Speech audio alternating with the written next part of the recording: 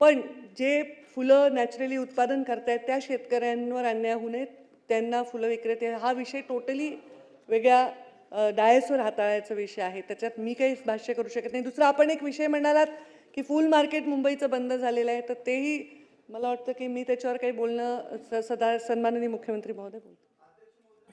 माननीय अध्यक्ष महोदय, हा विषय अत्यंत महत्त्वाचा आहे.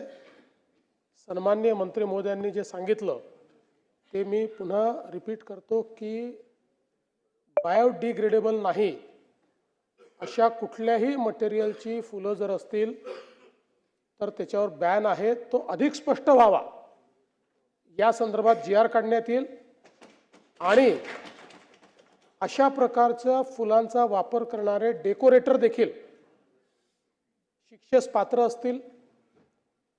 या संदर्भात जे मोठे मोठे मॅरेज हॉल्स आहेत त्यांनी जर अशा प्रकारचं डेकोरेशन अलाउ केलं तर त्यांच्यावरही काय कारवाई करायची या संदर्भातही GR मध्ये आपण घालू, जेणेकरून अशा पद्धतीनं हे जे काही कृत्रिम फुलांचं एक पेव फुटलेला आहे आणि खरं आहे म्हणजे अनेक वेळा तर ओळखताच येत नाहीत, इतके बेमालूमपणे ही बनवत आहेत आणि त्यातनं पर्यावरणाचंही नुकसान होत आहे आणि शेतकऱ्यांचंही नुकसान होत आहे. त्यामुळे निश्चितपणे त्या संदर्भातला जो काही पुढची कारवाई आहे ती आपला जो पर्यावरण विभाग आहे तो अधिक चांगल्या पद्धतीनं घेईल आणि याच्यामध्ये मग इतरही विभागांना जर त्याच्यात समाविष्ट करून घ्यायचं असेल तर ते समाविष्ट करून घेतलं जाईल.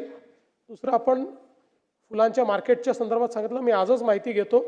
मला वाटत नाही की अशा प्रकारे कुठलं मार्केट वगैरे बंद केलं असेल, पण एखाद वेळेस सध्या अतिक्रमणाची कारवाई चाललेली आहे त्याच्यामध्ये जर काही डिस्प्लेस झाले असतील तर आपण त्यांना जागा देऊ. फुल मार्केट हे चाललंच पाहिजे आणि मी तर असं म्हणतो की आपण सगळे लोक जे आहोत हे सनातनला मानणारे लोक आहोत आणि आपल्याकडे फुलांचं महत्त्व खूप मोठं आहे.